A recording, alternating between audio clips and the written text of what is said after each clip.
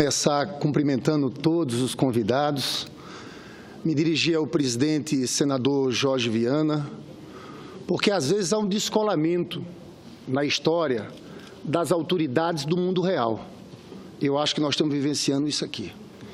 Tem uma história que é meio como lenda, não é confirmada na história, de Maria Antonieta, na véspera da Revolução Francesa, numa manifestação em frente do palácio, quando o povo pedia pão, ela disse: se não tem pão, que comam brioches.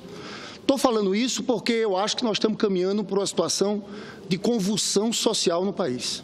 Ontem, o cientista político Aldo Fornazieri escreveu um artigo que falava sobre isso, a situação do país, Rio de Janeiro, Rio Grande do Sul, e falava sobre convulsão social. Ele tentou se aproximar, dizendo assim, é quando o governo não governa e vários setores sociais se põem em movimento sem uma direção clara e definida, cada um lutando por seus interesses particulares. Quando eu olho para o Rio de Janeiro, eu sei que o Rio de Janeiro teve problemas específicos, isenções demais, corrupção, que seja, mas ali não é só a situação dramática dos funcionários públicos que não recebem salários.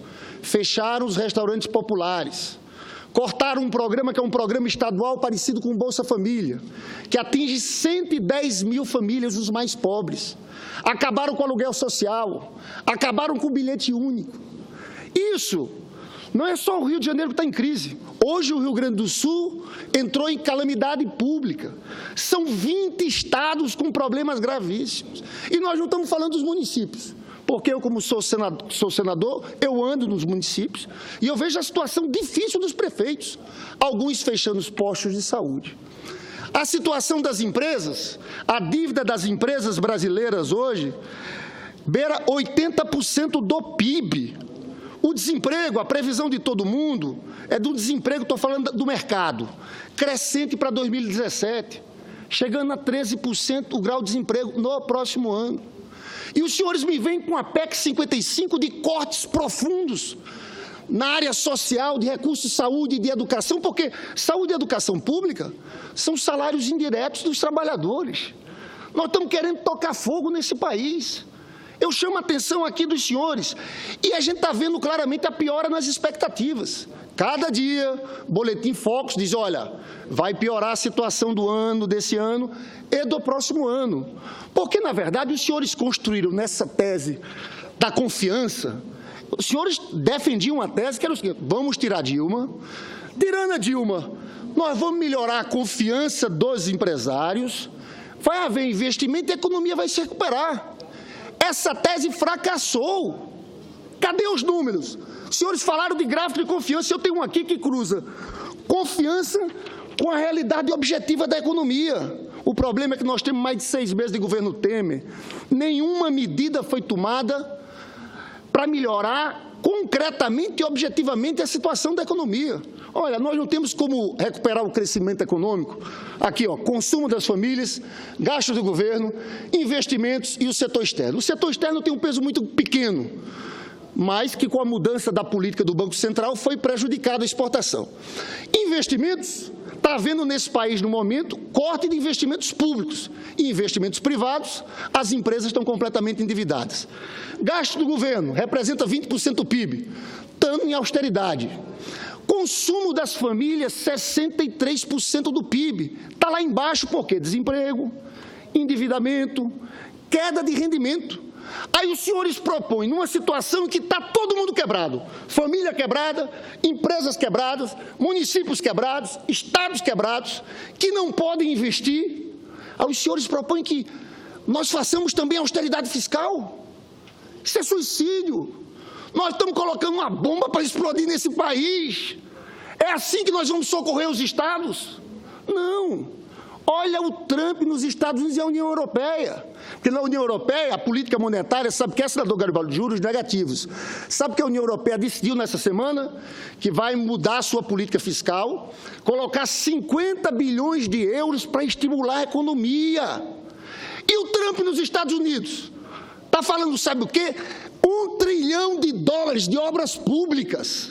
O Obama tinha 800 bilhões para recuperar a economia, porque aqui no Brasil parece que o gasto público, o investimento, não tem um papel multiplicador para o crescimento econômico.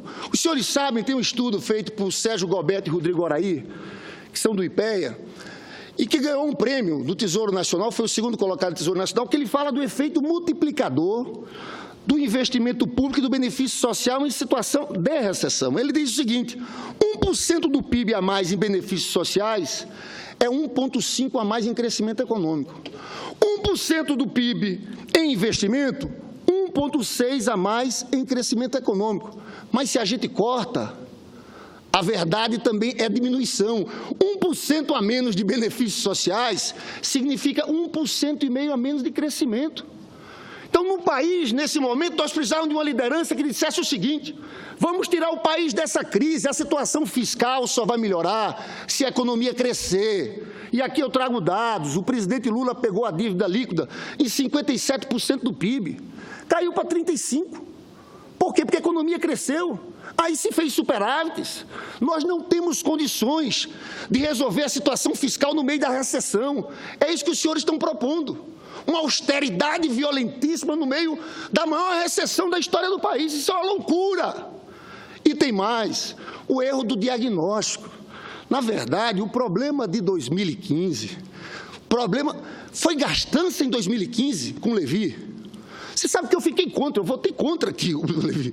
Eu vi o Armando Mansueto defendendo os ajustes ali. O que aconteceu ali? Gastança. 2,3% de PIB de ajuste fiscal, um ajuste draconiano, na boca do caixa. Agora, cortar 2,3% do PIB não derruba a economia? Derruba a economia. Qual foi o resultado do ajuste fiscal do Levi?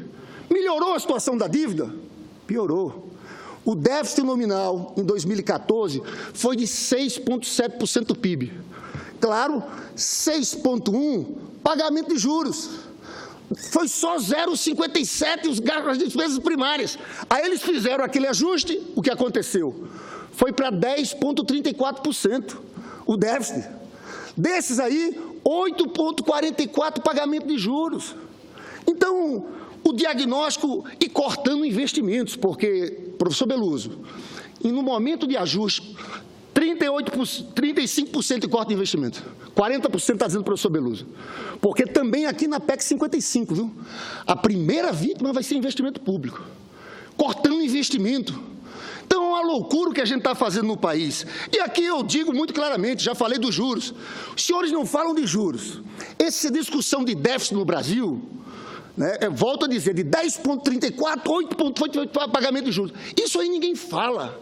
Quando nós temos taxas de juros estratosféricas, que não se explicam, senhores. Não é por inflação de demanda, a inflação que nós tivemos nesse outro período é de preços administrados. Então, nós estamos caminhando à loucura. Aí eu digo o seguinte: para mim, o centro da política hoje tem que ser retomada do crescimento econômico. Mas os senhores colocam o problema fiscal como centro. Eu acho que o problema fiscal só começa, a gente só recupera, depois de um plano de investimentos públicos, de ampliação de gastos sociais, para que a gente tenha uma demanda de fato e faça a economia desse país avançar. Mas digamos que os senhores estejam certos que a grande questão é a questão fiscal. Eu pergunto, não podiam ter feito uma proposta de ajuste equilibrada? O que os senhores estão propondo para o andar de cima? O que os senhores estão propondo para os bancos? Os bancos estão tendo lucros cada vez maiores. Os 5 maiores bancos tiveram nos últimos 12 meses lucro de 69 bilhões. O que os senhores propõem para os bancos? Nada. O que os senhores propõem para as grandes empresas?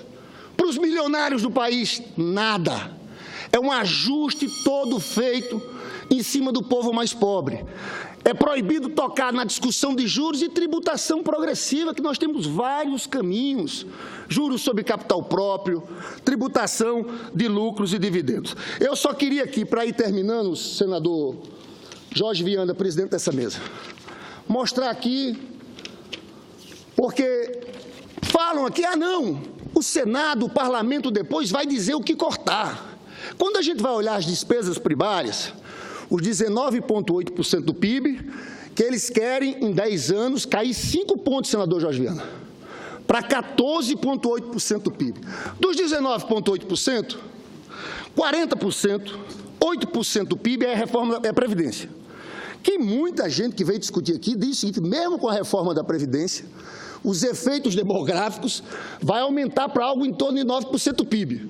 Mas você tem 8,1% previdência, 4,2% pessoal. Eu já vi, Mansueto, o senhor disse, nós servidores ganhamos muito bem. O senhor pode ganhar, mas um profissional de saúde, um professor universitário, infelizmente, não ganha muito bem. E eu já percebi que a política agora de vocês é igual a de Fernando Henrique, reajuste zero. Foram 8 anos de reajuste zero. Mas vamos lá, é 8% previdência, 4,2% pessoal, 3,3% despesas obrigatórias. Sabe quais são os maiores gastos aqui? Benefício de prestação continuada. É um salário mínimo que se paga a idoso, a pessoa com deficiência, de uma família que tem renda inferior a um quarto salário mínimo. Então, eles podem mexer aqui. Abono e BPC. E o resto, que é 4%, são despesas discricionárias. Aí está envolvido todos os ministérios. Tem um gráfico do Bradesco aqui, que fala sobre o que seria essa PEC em 10 anos. Ele cai das despesas discricionárias de 2,37 para 0,21, professor Beluso. Cai de obrigatórias de 5,54 para 1,77. É um aperto, é por isso que eu digo, é um aperto, para concluir, senador Jorge, concentrado nos mais pobres. E eu finalizo trazendo opiniões diferentes de economistas que defendem um ajuste.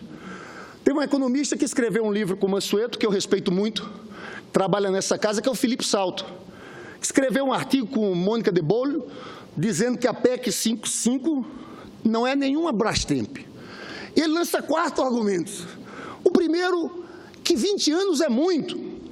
E o segundo, que ele diz, eu quero ficar só nesses dois, que ele diz que a PEC, no primeiro momento, é muito frouxa, mas no final é excessivamente rígida e faz ele uma conta que chega a um superávit primário de 6,5% do PIB. Eu achei interessante trazer ele, porque o Felipe Salto é um economista que tem uma filiação diferente do professor Beluso, que trabalha, que defende com muita força a tese do ajuste fiscal, mas está mostrando a inconsistência dessa PEC. Senhores, eu chamo a atenção, encerro, senador Jorge Viana, chamando a atenção para a gravidade dessa crise. Num momento como esse, volto a dizer, essa situação dos estados, dos municípios, das empresas, das famílias, era um momento para o governo federal assumir o seu papel, fazer uma política de investimentos públicos, estimular investimento público, porque se não fizermos isso, os senhores podem ter uma certeza, essa situação que vive hoje o Rio de Janeiro, nós vamos estar vivendo em vários estados do Brasil, uma revolta generalizada, uma revolta difusa, que não é contra um partido, é contra toda uma política, pela incapacidade política da gente entender a gravidade desse momento histórico. Então eu peço aos senhores senadores que reflitam, não caiam nessa ditadura do pensamento único, que existe pelos jornais, que é necessário corte, e concluo dizendo que ninguém do mundo está fazendo isso. Ninguém do mundo está fazendo isso. Está todo mundo caminhando numa direção contrária, ampliando investimentos públicos, ampliando gastos fiscais para recuperar a economia. Eu espero que esse Senado tenha responsabilidade e juízo e vote contra essa PEC, para que a gente consiga encontrar. Eu cumprimento Vossa Excelência.